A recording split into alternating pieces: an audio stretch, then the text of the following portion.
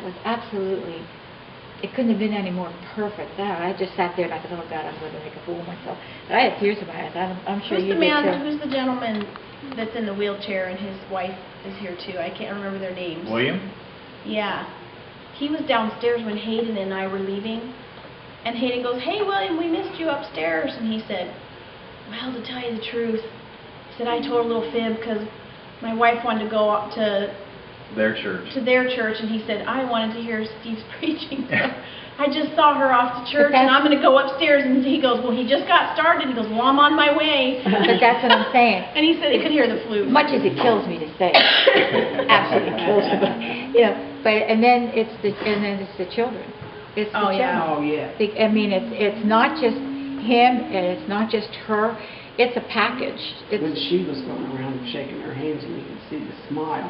Oh, yeah. I told Phoebe while Elizabeth and I were working on the songs, I said, Phoebe, I need you to go around and say hi to everyone and shake their hands. I said, I know it's hard, but I said, these are people's grandmas, just like your grandma. Mm-hmm. And so she did. She went around and shook everybody's hand, said welcome, because Dammers was helping Steve and Noah. So. But they love it because it's not just a sermon. It's not just music.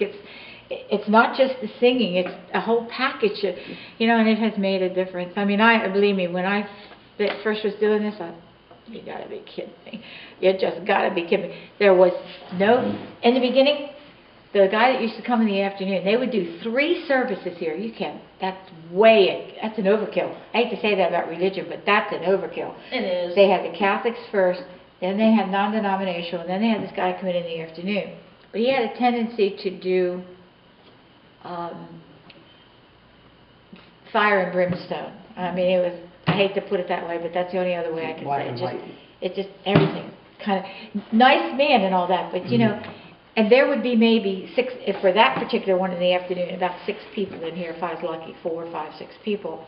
But in the morning, the Catholics, they would come. The same group came all the time, so it didn't grow, it didn't diminish, it pretty much stayed the same.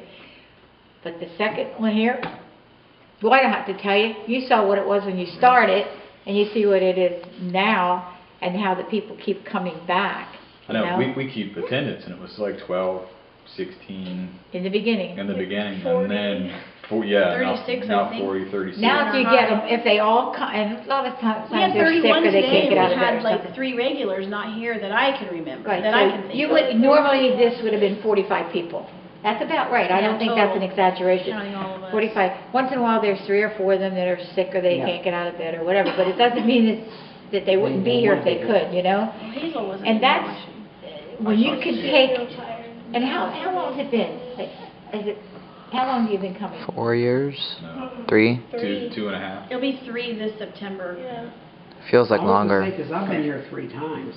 Yeah. And you And come I know once the Has a it first been time. 3? Are you sure 3 years? It's 2.5 by now, right? 2.5. Yeah, It'll be 3 in September. September. So 2.5 years. That is a tremendous amount of growth for a little place like this.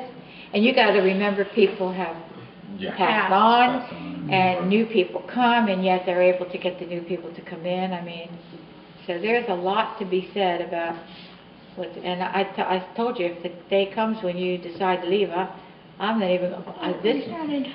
And I'll tell you how it's grown. Now you might laugh. I mean, it is funny to me. We have in the morning. I have a choir director. I call her that. One lady comes in. The books are her responsibility. Used to be I had to do all this myself. Change the sign outside, get everything ready, get the books ready, get the music picked out. Now I have one of the residents. She does the music books and picks up for the music for the. She passes the book.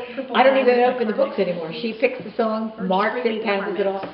And Sophie's son, he insists on he must put the signs up for me.